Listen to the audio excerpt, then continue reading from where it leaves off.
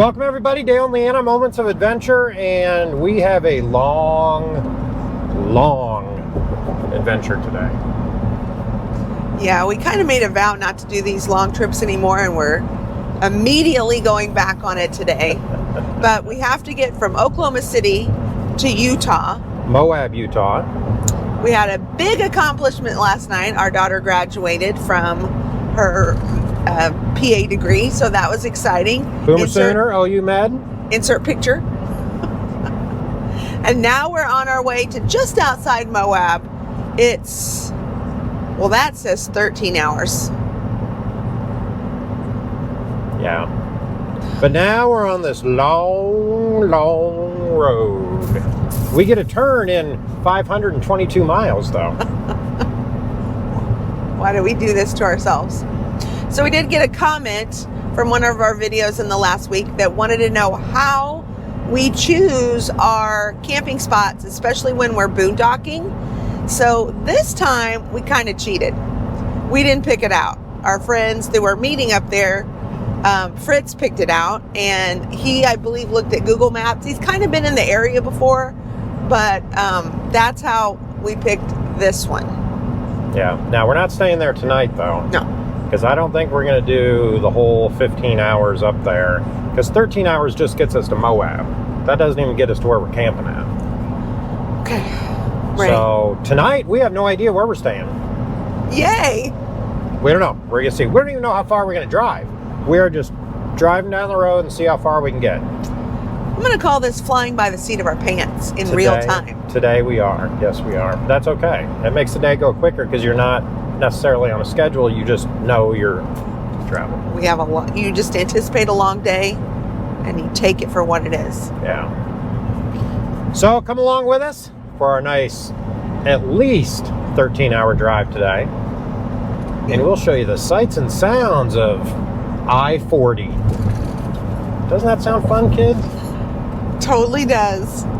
Here, I'll let you in on a little secret. This is what it looks like now. That's Dale's dream setup right there. Double-decker trailer. Double-decker trailer and a motorhome. Now, we've never had a motorhome, so we don't know if we would like it, but I do like the idea of a double-decker trailer. Yeah. I don't know if we'd get into the same places we'd be able to get in now, though. It's always the thought. It is. All right, well, one of the fun things we like to do on days like this is a little Q&A. I wasn't prepared for Q&A today. I am Googling. Well, the first question is kind of lame-o. What traffic sign best describes your spouse on a bad day? Watch for falling rocks.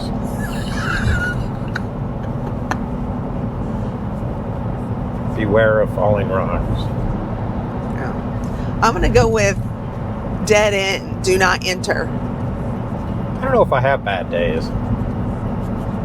No, honey, you sure don't. What is one thing they're most likely to end up in jail for? Or for you, being late. You can't go to jail for being late. To like your own court hearing or something. Oh. Who is the most competitive? You. I'm competitive, but I don't want the argument, so I let you win. You don't let me win. That's going to be a marital right there. Broke a spring. Stopped to get gas, looked at it, looked at the suspension, and yeah, we broke a spring. So, at least we're at a truck stop. Just need to find a spot to replace it. I have a spare, which is good news.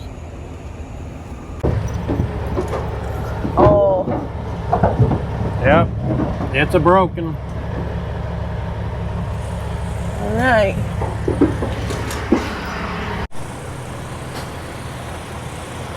Well, first we gotta jack the trailer up.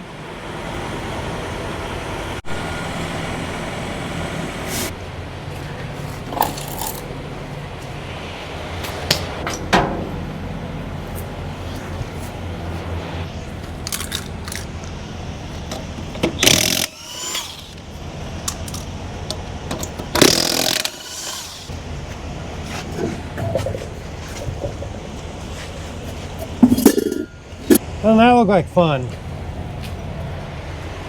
Looks like it broke the whatever conduit or whatever that is. Yeah. It's our fuel line Oh, that's exciting. for the generator. Oh. All right. There's the brake.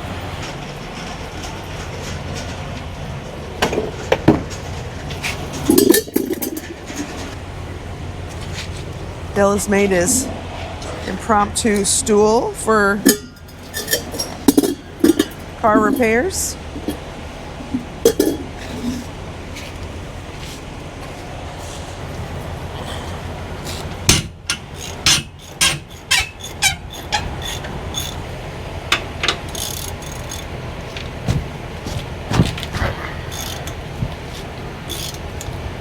I wonder if I let this down, I can use the impact.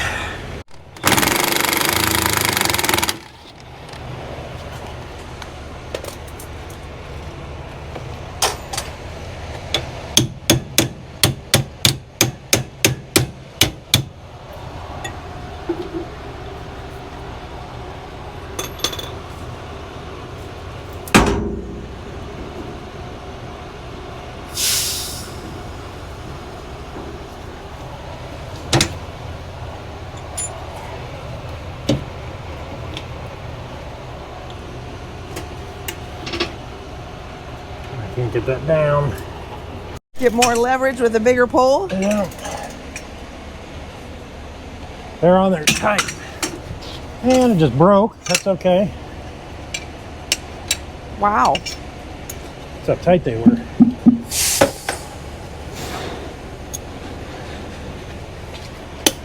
There. You got stuck.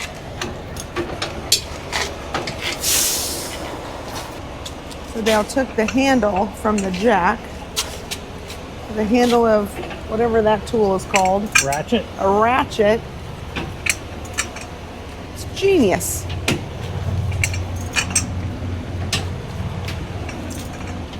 And this is why Dale would outlive me in a zombie apocalypse.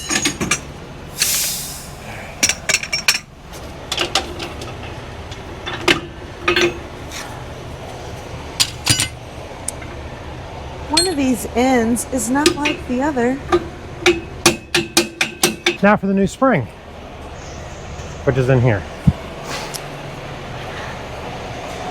He's done this on the side of the highway before, so the fact that we saw it at the gas station was a lucky win for us. Aha! Shiny new spring. That is a 6-leaf spring. 6-spring leaf spring. However you say it.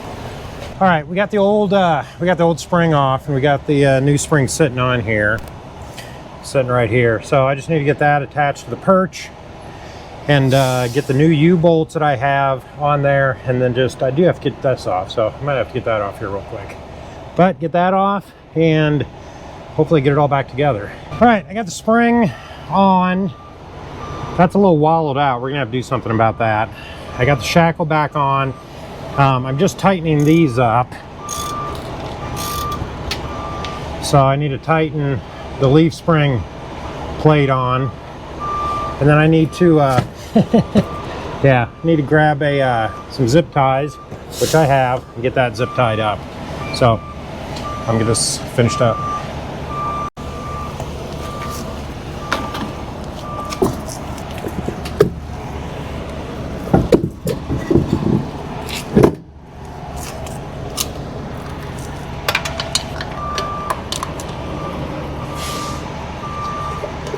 All right, need to get my torque wrench.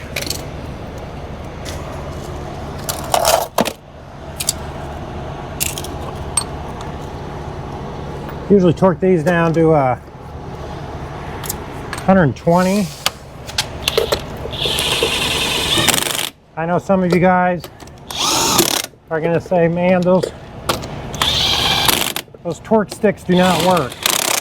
Well, it's better than nothing, and I've actually seen that they do work very well. All right, that's it. One spring changed. Looks like we got some wear on the tire there. We have to keep an eye on that or change it out, but the spring is changed. I got to get a zip tie and zip that fuel line up though. I am filthy dirty, so I'm going to go inside and get cleaned off. Well, a couple hours of good and then an issue. Yeah. It's not that difficult to change. It's just, it messes with your flow of travel day. And it's a pain in the butt.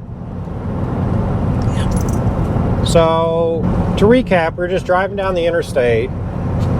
No issues whatsoever. Pulled over to get gas, and like I do every time we stop and get gas, I look around at the wheels and tires and the suspension, make sure everything's okay. And sure enough, I went to the driver's side, and it looked like the rearmost tire was a little bit closer to the middle tire than what it should be, which normally means something has happened. So I looked underneath, and sure enough, the spring had broke, the leaf spring. So we do have extra leaf springs that we carry with us, and U-bolts and plates, but it's still a pain in the butt. And I am trying to remember the last time I replaced that spring, and I can't remember. But as you could tell in part of the video, when I was taking the U-bolts off, they just snapped. They were rusty and snapped right off. So it must have been on there for a while for it to be that rusty. 3 years maybe? Okay. I don't know, 2-3 years. Well, but you had leaf springs because you thought about needing to replace them all. Yeah, so I have probably 4 years ago, 3-4 years ago, I replaced all the leaf springs with an 8-pack leaf spring, which is a 4,000 pound pack, which is meant for 8,000 pound axle. So you have 4,000 on each side. Normally stock, this comes with a 7,000 pound axle, so you have 35,000 pound 6 leaf springs in each pack. They've worked pretty good, except for the equalizer between the leaf springs seemed to be cocked a little bit, and that might be because those leaf springs were about an inch longer than stock. So I thought, let's just go back to stock, change them all out. You know, we've had a couple of issues with leaf springs on the back axle, like everybody does on triple axle trailers. So I bought 6 new leaf springs, and I just haven't had a chance to swap them out yet. So, got one swapped out. Way to be positive. I'm just, why is this suspension so fragile? It's frustrating. So we're back on the road. We're gonna stop here maybe in about an hour, just so I can pull over and make sure everything's trailing right and doing what it's supposed to be doing. That, and one of the reasons I wanted to stop at the truck stop, not only to get gas, was to get something to drink, and I didn't get something to drink, so now I'm drinkless. I'll share my tea. I appreciate that, thank you. So anyway, what do you need to change your leaf spring? You need a floor jack. You need a way to get your wheel off. So if you can change a spare tire, you should be able to change the leaf spring. You need a good set of socket wrenches to get the U-bolts off the axle, and then the shackles off the leaf spring. But it's not that difficult of a job, but it's not something you really want to do in a truck stop parking lot on a travel day. Seemed messy. Yeah, oh, it's very dirty. Because all of that, especially the new stuff, is all covered with an oil-like substance so it doesn't rust. And then the old stuff, of course, has brake dust and rust and all kinds of other stuff on it as well. So yeah, I got a little dirty. And then I walked over to the McDonald's, the closest establishment, to wash my hands, and the soap was not operational. They had no soap. So I walked all the way back to the truck stop, which Yes, we were at the truck stop, but we were actually around the corner to go park in a nice quiet area. And they did have some soap, and they actually got me somewhat clean. Not the worst. So maybe bring some Gojo with you too to clean up afterwards. So sorry they were out of soap. That's terrible. You had to walk next door. I know. Did you see how far it was? It was just a little bit of a hike. Yeah, it's right next door. I saw. So we are down the road again. We're still in Oklahoma? No, we are in Texas. Ah. We are in Texas. As soon as we cross the border in Texas, that's when the you-know-what hit the you-know-what. So driving and pulling the camper is very smooth. The pickup and the camper travel down the road fantastically. It's a pleasant drive. But it's almost like that little kid that's in his bedroom that's not making any noise. You wonder what's going on behind closed doors. I wonder what's going on with the suspension underneath the trailer. Because you can't feel anything. But is it just self-destructing as we're driving down the road? That's what it feels like. You don't know what's going on behind those. You got to go check on them. Exactly. I get it. So then you do like me and you stop every hour. Just look under the dress. God. We have made it to New Mexico. Exactly. Wow, look at their welcome sign. Leaving Texas into New Mexico. Entering Mountain Time Zone. Excellent. Perfect. New Mexico True welcomes you. Check in for New Mexico. Check. I have not talked to you since your head is in your computer and your phone. So this is a solo trip with Dale. I'm sorry that I did not take today off, that I was working in the car. Leanna's just over there looking pretty, and that's about it. Aww. 574 miles to get to the town of Moab, and that doesn't even get us to where we're going. No. I think we're going to cross north of Farmington, and then we're going to get into some roads that we have not been on before. Ooh. And we're going to go cattywampus. There is lots of stuff in the road that we're going to just hit.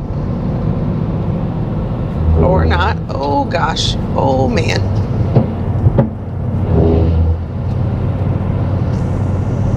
Okay. Well, that was fun. Yeah. I hope it didn't take anything out. Me too. I'm guessing it's this truck right up here. Guessing also that you're probably right. But he should go back there and pick his mess up.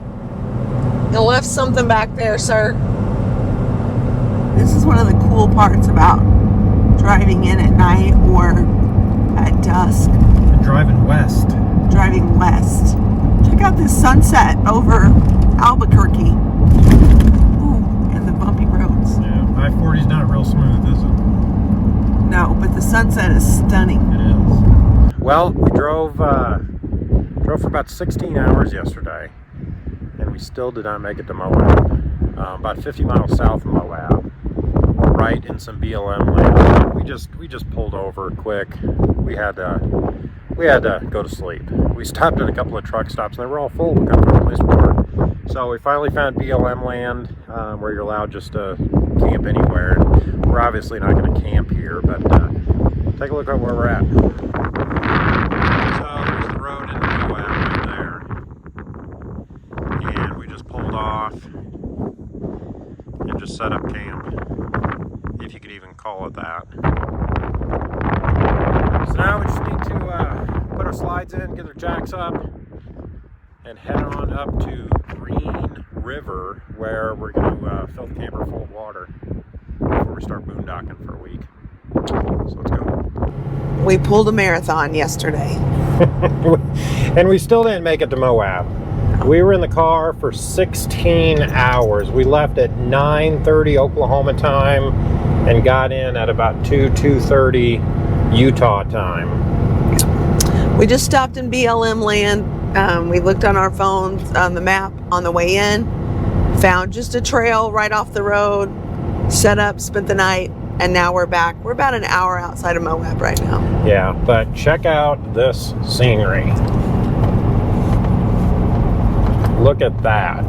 So I'm kind of glad that we're coming in during the day. It's been a long time since I've come in from the south side of Moab. I've never come in from the south side of Moab. It's gorgeous. Absolutely gorgeous. Arch right there. Is that Trail Mater? That's Trail Mater. Oh, it is. Hope we picked that up. We got to our spot yesterday, woke up this morning, and it looked like one of our middle tires has been wearing quite a bit. Now, that's the tire that was right in front of the broken spring, so I'm assuming that had something to do with it. But, so I don't get a blowout this last hour that we have in the car. I threw the spare on, and then we'll go by a tire store and get a new tire, so we're all back together again. But this trip, I'm not going to say if it's problematic, but our whole trip down the East Coast, I don't think we had on any one travel day the things we had. No, but you have to understand though, when you're living in a tin can, when you are pulling a trailer and you're traveling everywhere, there's bound to be days where it's not going to be perfect. Stuff's going to go, stuff's going to, something's going to happen. And, just going with the flow and getting back up and running is I think, key. Absolutely. Now, I was talking to one of the kids today, and I was telling them about the spring that went out. The last time, we have also lost a spring on the way to Moab in previous trips, but we did not have an extra spring, and we ended up having to spend the night. Remember that? In a Costco parking lot? Yeah, the spring actually broke on the rear axle. It actually turned the axle. That's in one of our videos. Yeah. And destroyed a tire. Took the spring out. So we literally had to jack the axle up, chain it to another axle just to get off the road and get to Costco. The point is, it could have been worse. This wasn't that bad. Right. Everything was manageable and doable because we kind of have had that experience and we're able to plan ahead for it. Yes. So, stuff's going to happen. Stuff happened to us yesterday. It wasn't the perfect travel day, but we're back in the swing of things. We are. There's a hole in the rock. It's a little convenience store that's actually built into the rock face. Look at the Jeep up there on top of that hill. Yeah. That's cool. Well, that's fun.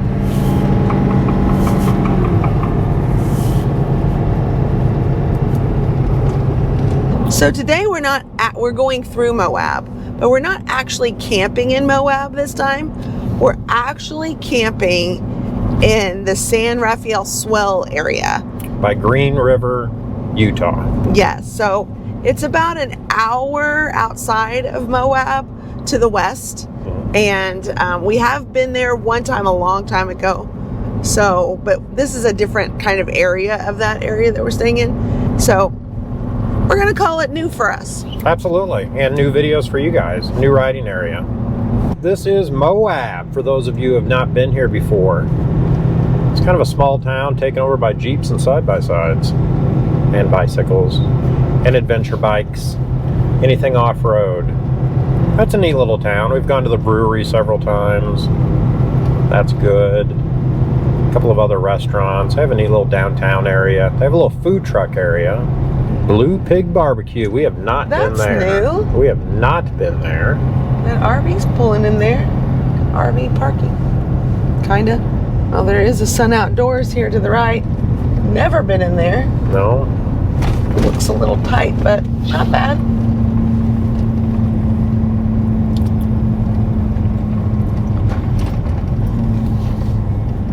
Moab Diner.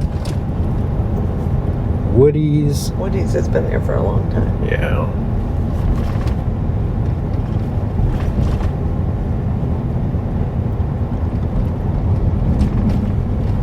There's Dewey's. I went there for my birthday one year.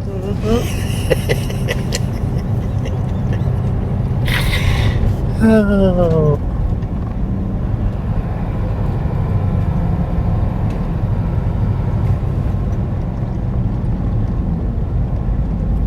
So that is the big town of Moab. The hospital is just over here to the left, and we only know that because we've had to take Dale there before. So we did stop by the tire store. They do have one in stock, but it's like $260. And then I would have to probably drop the tire off and then come back again to get it because they're a little backed up. So I think what I'm going to do is we're just going to drive to our camp spot. I have the tire I took off, which is not a blown tire, in the back of the pickup. So it's not like I don't have a spare. So I think what we're going to do is we're going to run the spare that's on the trailer at least until we get to our campsite by Green River, and then see if anybody else in town might have one. If they don't, for a reasonable price, we'll go to St. George, because that's our next stop, is Sand Hollow. So I think that's the plan. So as long as we don't get a flat tire from here until St. George or Sand Hollow, this is what we're going to do. It's a good plan. It's a gamble. And why not gamble right before we get to Vegas? Well, and given our track record of the last 24 hours, and I think it's We deserve a okay. win. We deserve a win. We might get a win. So Arches National Park is just up here to the right. Beautiful, beautiful area. So Moab is fantastic. We have a couple of videos already for Moab. So if you're interested in Moab, go check those out. This is another riding area around Moab. I think this is probably the prettiest part of the road to Moab Drive, is here on the north side, because the cliffs are closer to you. Yes. But it's very, very pretty. All right, we are taking exit 160, the Green River exit. Rumor has it that there is water here, drinking water, which I'm sure it does. Most Mavericks have water. So we're going to stop. We're going to get some diesel. We are going to get some regular fuel for the generator and the side-by-side, and we are going to fill up. I thought I heard a horn. We're going to fill up the water tank and water bladder for our boondocking. That has gas and diesel, though. Well, let's fill up with fuel and gas, and then we'll see if we can find the water spigot. So, those of you that camp, you need to get one of these, Open Roads, a discount card. This just works for diesel, though.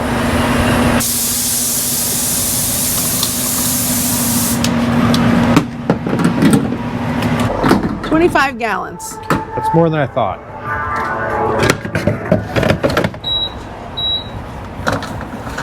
All right, I'm gonna move forward and you tell me when to stop so we can fill up the toy tank. Okay.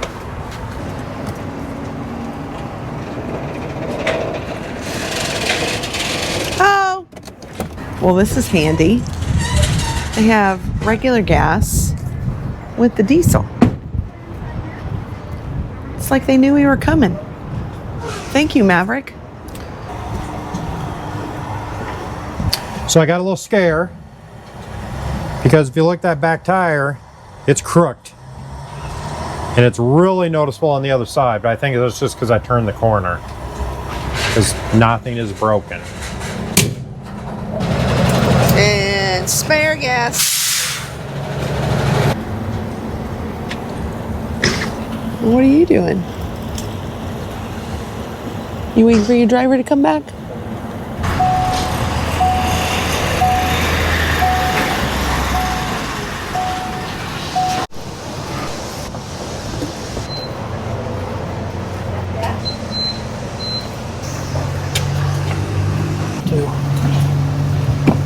Now, because of our incidences, we got all kinds of stuff in the back I need to get rid of. Oh, there's the belt. Yeah. So we're just waiting for the 100-gallon tank to fill in the trailer, and then we'll fill the 30-gallon, 35 in the back of the pickup. So this bag was supposed to be a 65-gallon, but when you buy it from Amazon, I think it's only about a 30-gallon. But it's still handy as hell. So 100 gallons of fresh water in the trailer, 30 gallons in here. Will that last you a week? Hope so. We have gas and we have diesel. Yep, we have gas in the toy hauler tank. We have gas in the 5-gallon bucket. And our pickup is full of diesel. And our trailer's full of water. And our water bladder's full of water. Our bellies are full of Subway. And now we're heading west. Check this view out. So this would be on the other side of Green Mountain, Utah on I-70. And we should be camping in those mountains somewhere. San Rafael. Just the San Rafael area. Yeah. Specifically, we will be exiting Buckhorn Draw Road or South Lawrence Road. We're going to be boondocking. So boondocking, dry camping, it's the same thing. We're going to be going without hookups. So we have everything we need. We have power. Our solar's popping up right now with some sunshine. We did have some rain earlier, but we're charging with sun. We do have gas in case we need to run the generator because it is supposed to rain all day tomorrow. But that won't get in the way of our fun. Isn't that beautiful though? It's gorgeous. It is fun. It's already fun. We're doing it right now. Seize the day. This is what fun looks like. There's our camping buddy.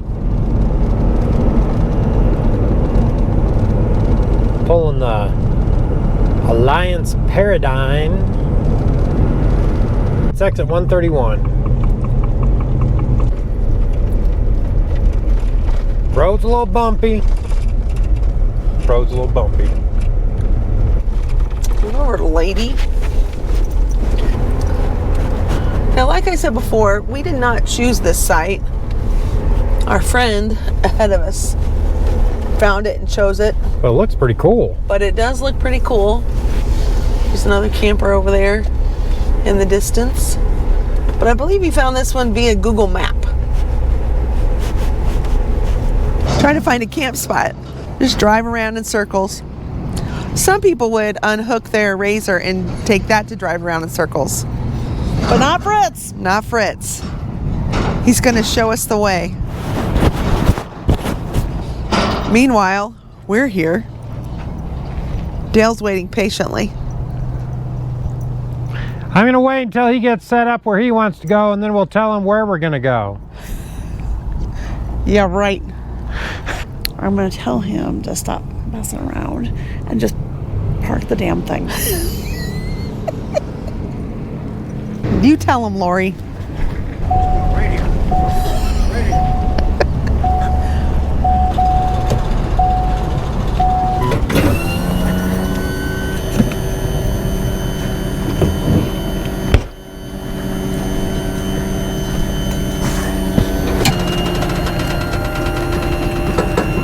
And just, as soon as it lifts up just like that, we're good. Perfecto. Unhook the electrical. Unhook the emergency brake. And get out of the way.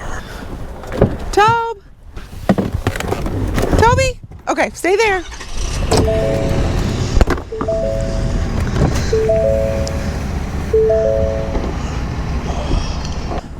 Good boy, buddy. Then, auto level. As soon as that's solid, we are good to go.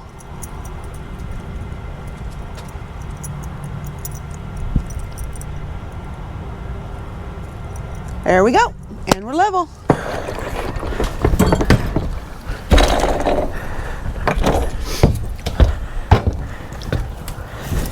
These are held down by wheel straps. Let's get those undone.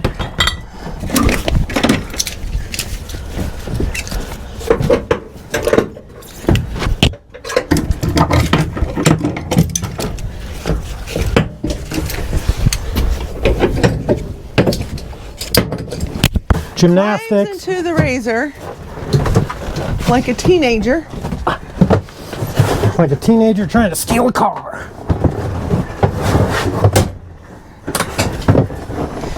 Okay, I gotta get out of the way now.